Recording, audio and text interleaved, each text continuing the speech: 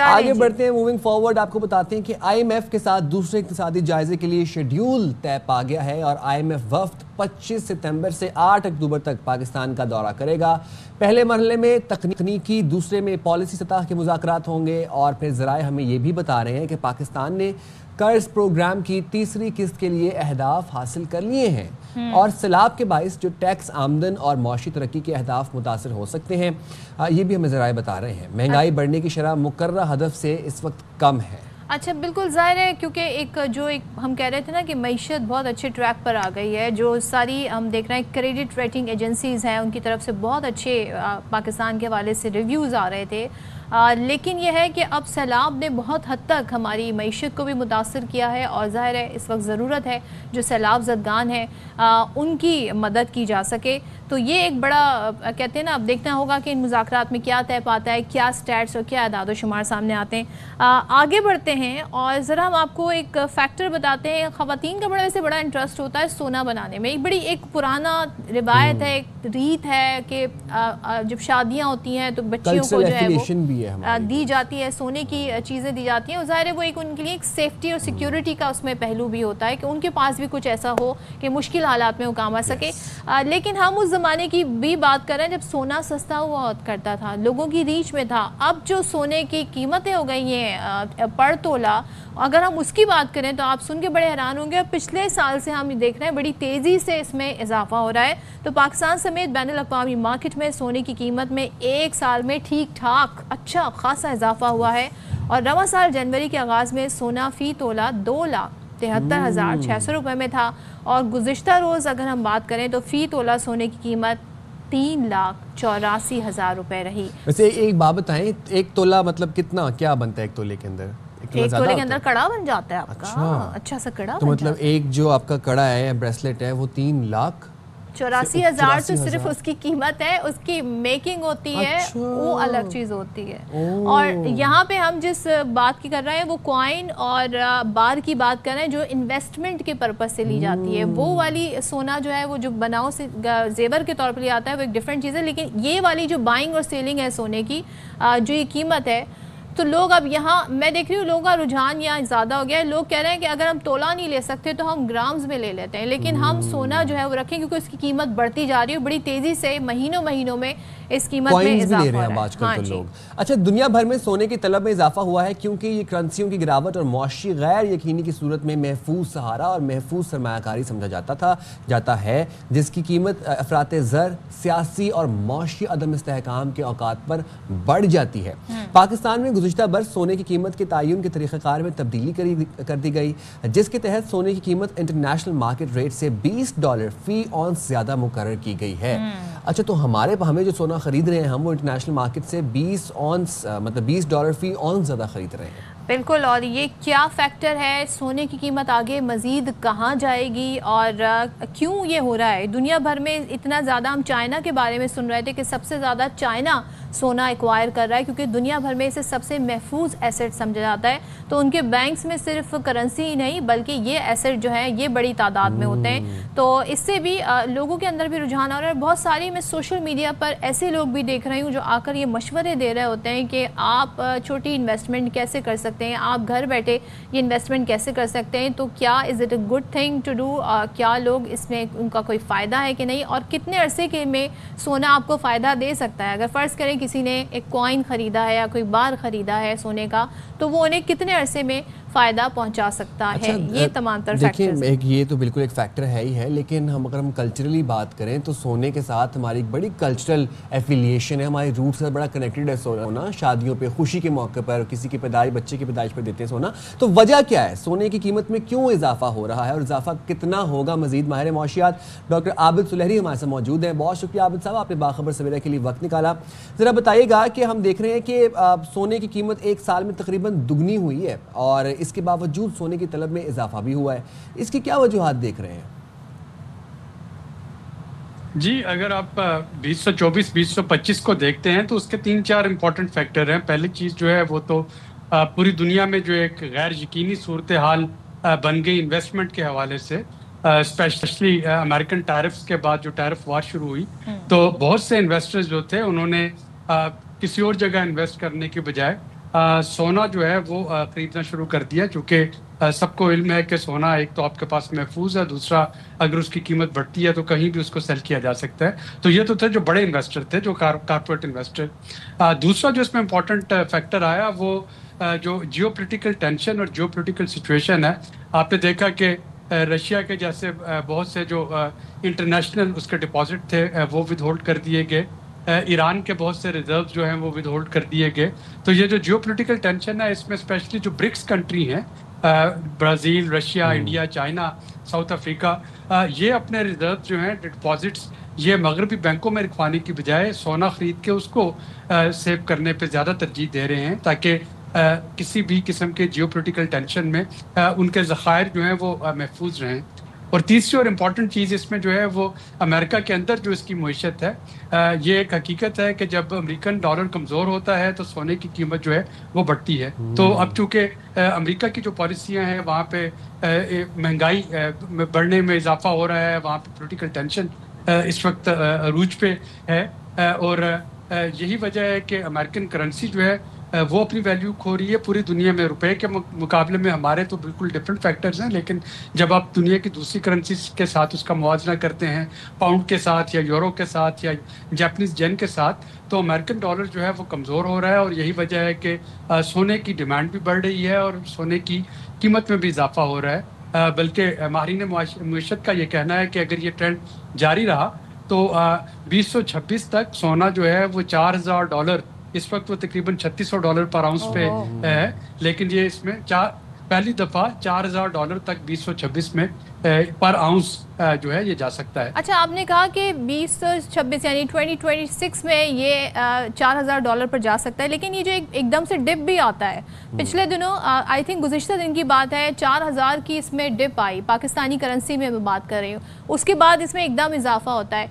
तो ये क्या चीज़, ये कौन सा फैक्टर डिसाइड करता है जब सोने के भाव गिरते हैं और फिर एकदम से बढ़ जाते हैं?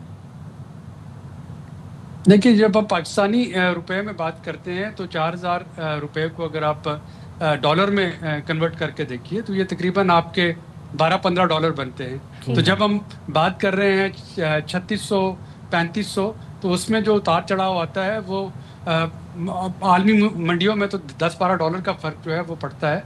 जाहिर है कि पाकिस्तान में जब वो रुपयों में कन्वर्ट होता है तो आपको वो हज़ारों में नज़र आता है, लेकिन ये एक रेंज बाउंड है। अभी तक आप देखेंगे कि डिप आता है, लेकिन वो $10-15 का पर आउंस का फ़र्क होता है, जो कि कभी थोड़ा सा उसमें उतार चढ़ाव जो है वो मार्केट में डिमांड सप्लाई का एक फितरी हिस्सा है।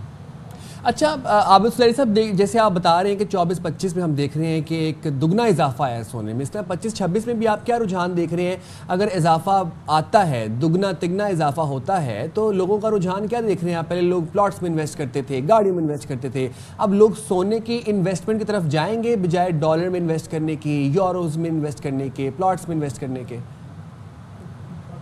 देखिए, दुगने तिगने की तो मैं बात नहीं कर सकता, लेकिन जैसा कि मैंने कहा कि इस वक्त जो एक्सपेक्टेशन है वो ये है कि अगर ये मौजूदा रुझान चलते रहे तो 2026 के आगाज़ में ये $4000 तक जा सकता है, जो कि तकरीबन $400 पर आउंस जो है उसमें इजाफा होने की तवक्को है।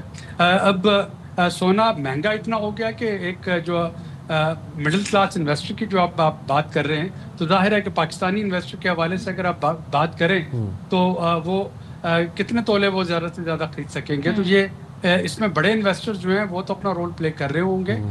जो एक आम इन्वेस्टर हैं, या अगर एक आम शहरी हैं, तो वो कितना सोना खरीद सकेंगे और कितना आम आदमी को आप तो ये क्या मशवरा देंगे बतौर मईशतदान के? क्या उसको इन्वेस्ट करना चाहिए और ग्राम्स में इन्वेस्ट करना is it a good idea, या इसका कोई ऐसा खास इम्पैक्ट नहीं होता? ये आपकी होल्डिंग कैपेसिटी पे मुनसर है और उसके बाद आपकी रीसेलिंग पे मुनसर है।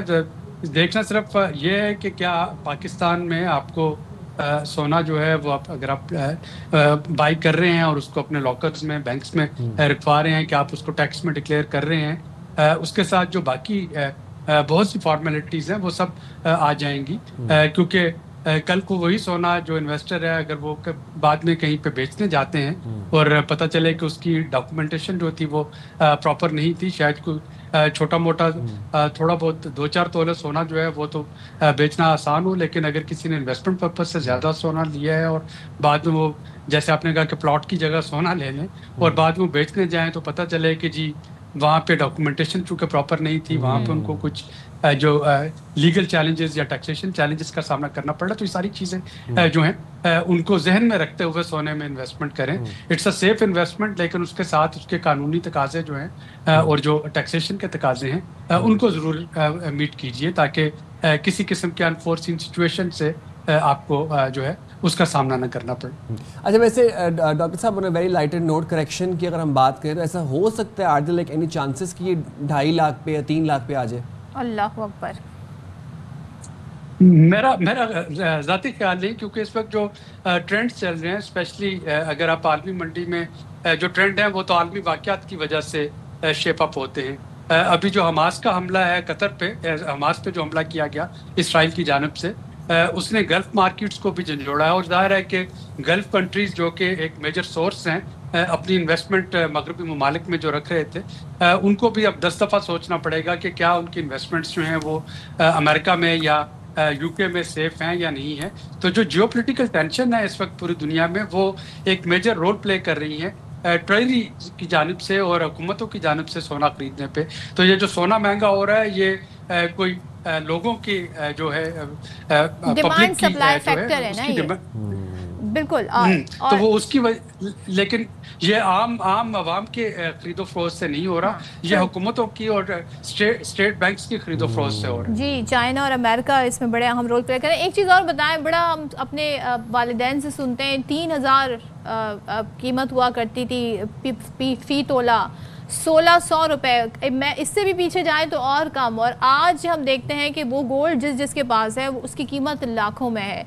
तो उस वक्त तो अफोर्डेबल था, लेकिन अब ये अफोर्डेबल नहीं रहा। ये क्या फैक्टर है? अगर उस ज़माने में चले 1000 रुपये भी बहुत बड़ी रकम समझी जाती, लेकिन फिर भी लोग अफोर्ड करके अपने मिडिल क्लास की भी बात करें वो सोना बना लेते थे शादियों पर, लेकिन ये एक टाइम ऐसा है कि अब लोग अफोर्ड भी नहीं कर पा रहे हैं। तो ये फैक्टर क्या है?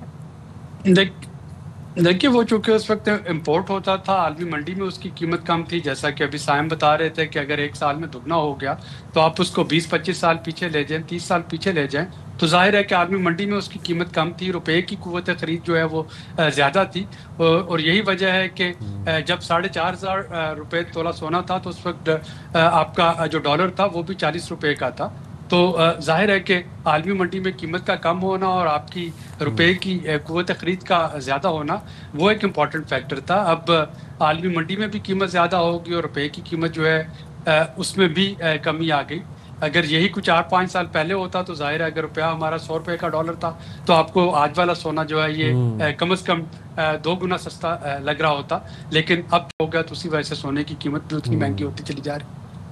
अच्छा आबिद साहब, लास्टली एक बात बताइएगा कि जिस तरह अभी हम बात कर रहे थे कि ये जो प्राइसेस हैं ये आम आवाम के कंट्रोल में नहीं है, इसका तयन और इसका जो भी इसके जो इंक्रीज़ होता है, बूम आता है, करेक्शन होती है, रिसेशन होती है, ये आम आदमी कंट्रोल नहीं कर रहा, ये हुकूमती सतह पर कंट्रोल हो रहा है, ये कंट्रीज़ की तय करती हैं और ये स्टेट गवर्नमेंट तय करती है। ये बताइएगा कि इस सोना, जिस सोने की हम बात कर रहे हैं, क्या ये सिर्फ रिज़र्व के तौर पर इस्तेमाल होता है या फिर इंडस्ट्रीज़ में भी इस्तेमाल होता है? इंडस्ट्री में इसका इस्तेमाल रेयर मेटल के तौर पे है, लेकिन बहुत थोड़ा है। असल तो ये रिजर्व्स के तौर पे इस्तेमाल होता है। अगर किसी भी मुल्क को अपने लोकल करेंसी जो है वो प्रिंट करना हो तो उसके पास 2 ऑप्शन हैं उसके बदले में, या तो उसके पास रिजर्व्स में उतने US डॉलर्स हो, फॉरेन एक्सचेंज हो, या उसके पास वो सोना हो। वगरना तो पाकिस्तान में फॉर एग्जांपल हम कहें कि जी अच्छा हम नोट प्रिंट करते चले जाएंगे और उससे जो है वो अपनी सारी ज़रूरियात पूरी कर लेंगे, लेकिन वो नोट प्रिंट करने के लिए स्टेट बैंक्स को डिक्लेयर करना होते हैं अपने रिजर्व्स, और वो जो रिजर्व्स जो है या तो वो आपकी रिजर्व करेंसी है जो कि, या आपके पास जो है वो गोल्ड है, और यही 2 रिजर्व्स हैं जो कि स्टेट बैंक को इस काबिल बनाते हैं या किसी भी मुल्क के सेंट्रल बैंक को इस काबिल बनाते हैं कि वो अपनी सेंट्रल करेंसी जो है वो प्रिंट कर सके। तो एक तो इसका ये यूज़ है। दूसरे यूजेज ऑफ कोर्स के इन्वेस्टर्स के और इन्वेस्टमेंट पोर्टफोलियो के लिए हैं। तो ये मैक्रो लेवल पे इसका इस्तेमाल होता है, ये सिर्फ इंडस्ट्री के लिए इसका इस्तेमाल जो है वो नहीं होता। Thank you so much doctor Abid Salari साहब, बहुत सारे सवाल थे जिनके आपने हमें जवाब दिए, और ना सिर्फ सोना बल्कि सिल्वर के बार्स भी मैं देख रही हूँ आजकल काफी ज्यादा लोग खरीद रहे हैं। Remember the last time you purchase सोना, कितने का आपने खरीदा होगा? मैं ये टेलीविजन पे आपको बैठ के सारी चीजें I remember the last time I went to Sona market was 35K पर तोला। 35,000, yes, 2017-18 की 19 की बात है। उसके बाद तो फिर जिंदगी में कुछ सोना देने वाला रहा है। ये कौन सा टाइम था, मैं जरा इसको कैलकुलेट करती हूँ।